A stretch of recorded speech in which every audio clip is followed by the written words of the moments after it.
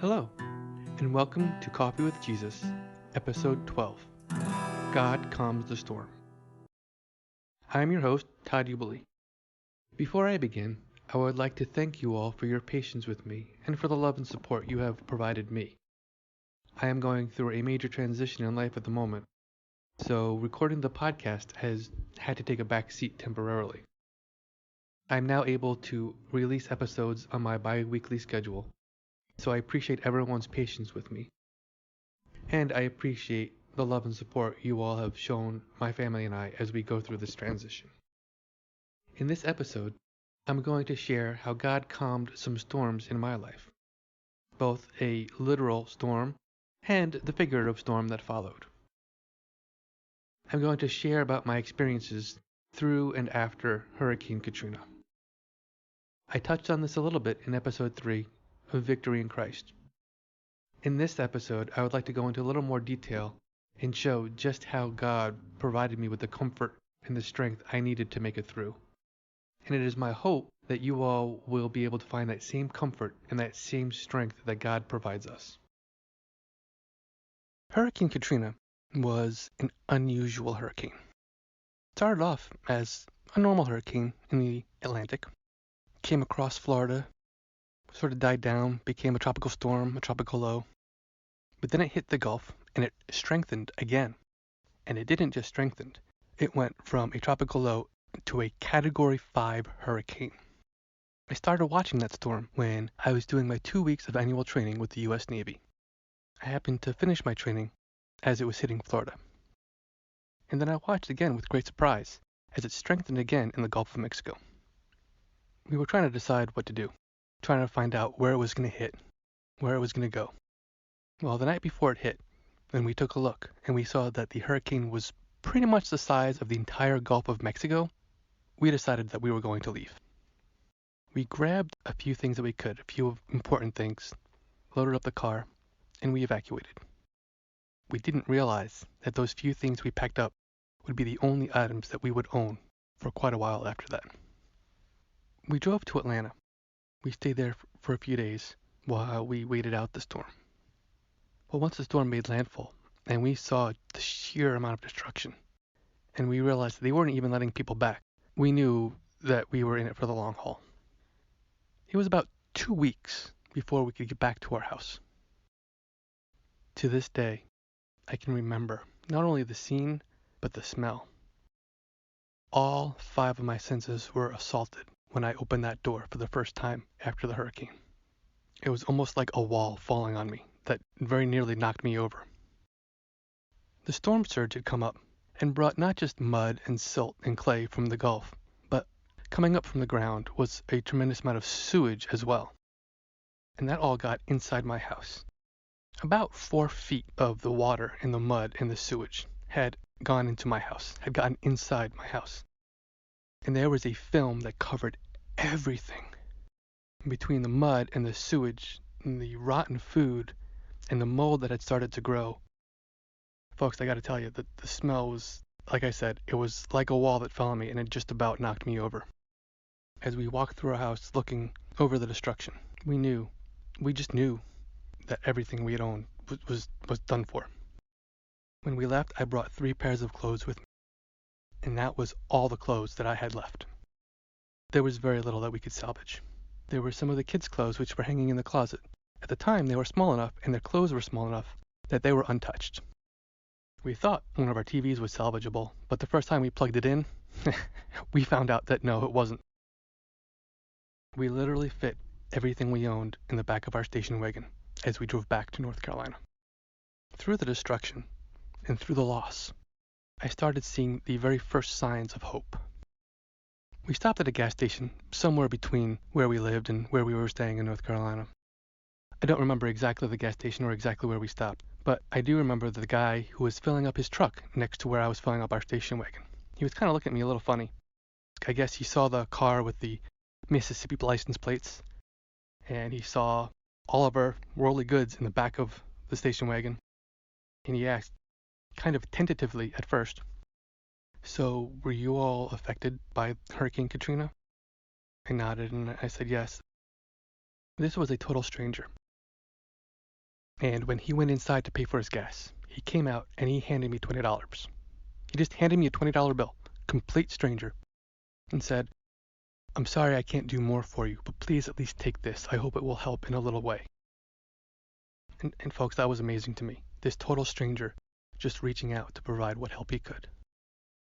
The next several months were extremely difficult. We had homeowners insurance and we had flood insurance. In fact, the two adjusters happened to be there at the same time, and they made their own gentleman's agreement. The flood insurance would take everything 4 foot down, and the homeowners would take everything 4 foot up. About 99% of the damage was 4 feet and below. So really, it was the flood insurance that was going to help us the most. Unfortunately, that process took a very long time, several months. During this time, I was fighting with the insurance company for them to send me the money that they had already agreed to send me. I had bills to pay. I had lost my job as a result of Hurricane Katrina.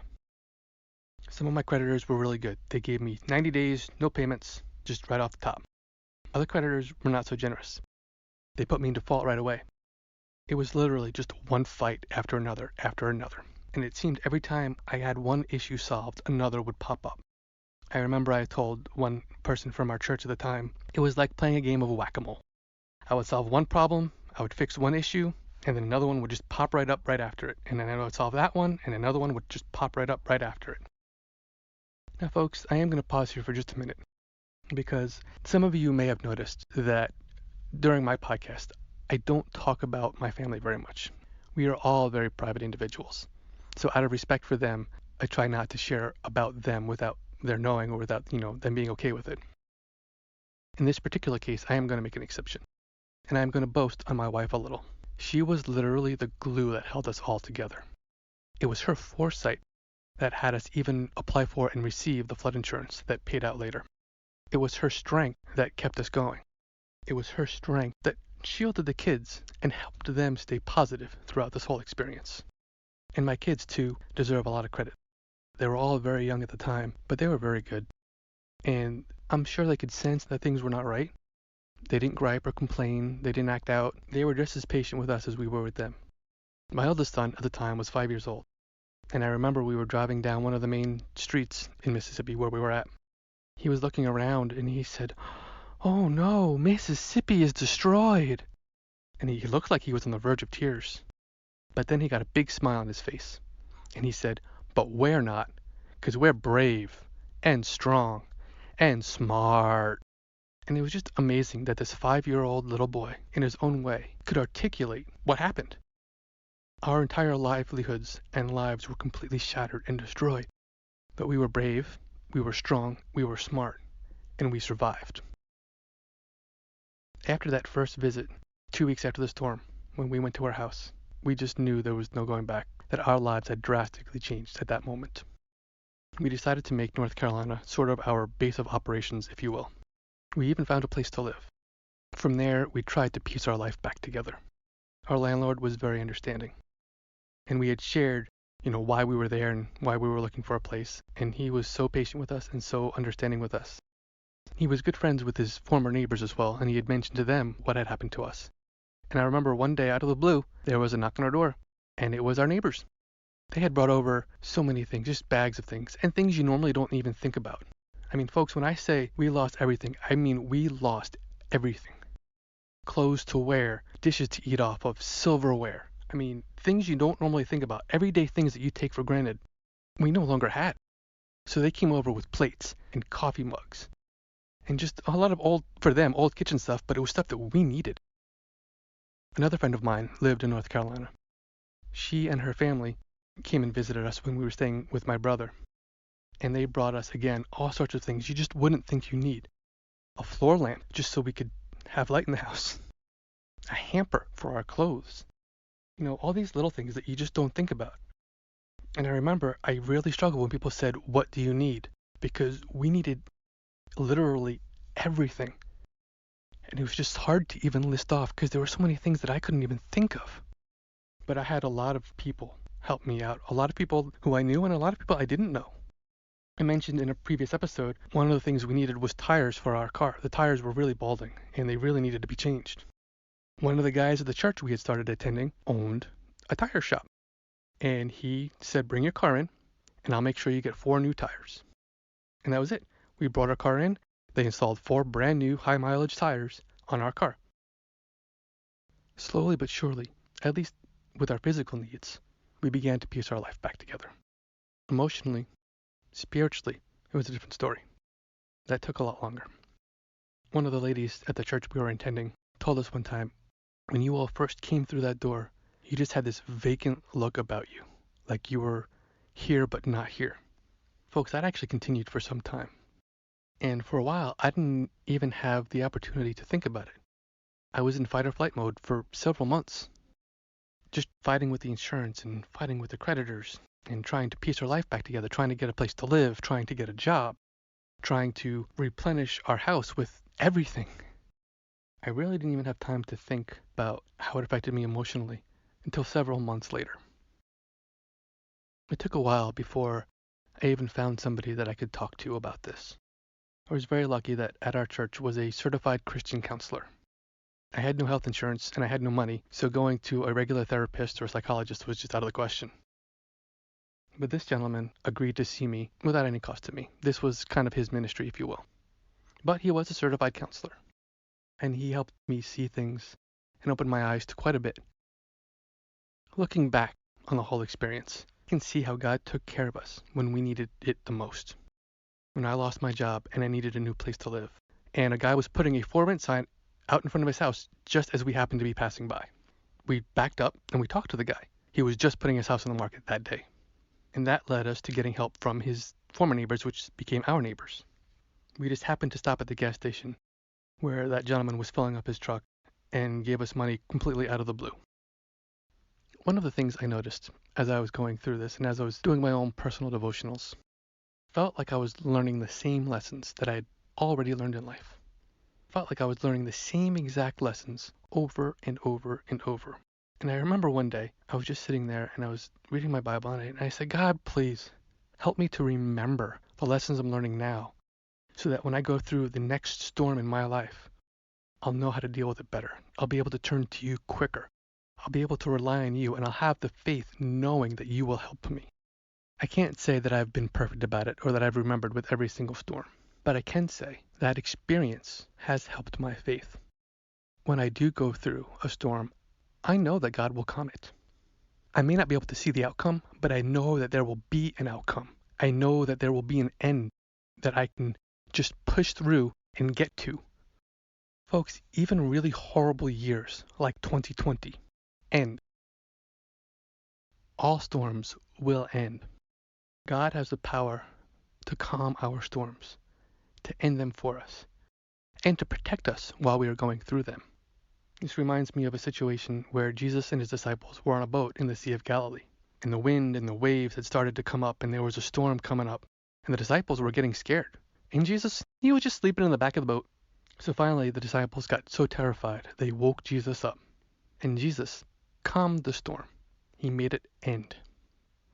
None of his disciples were hurt. They were scared, they were terrified, but they were okay. They made it through that storm, and the storm ended. I believe that same thing can apply to us when we're going through our storms of life. We'll be scared or terrified, we'll be depressed, we'll be stressed, but Jesus will calm the storm, and Jesus will protect us through that storm. When I do my own personal devotions, I always read through Psalm 91. I wrote the word remember above that psalm. So that way, when I do my own personal devotions and I read that psalm, I can remember. I can remember how God got me through that storm, how God helped me through that storm. He met my physical needs, he met my emotional needs, he met my spiritual needs.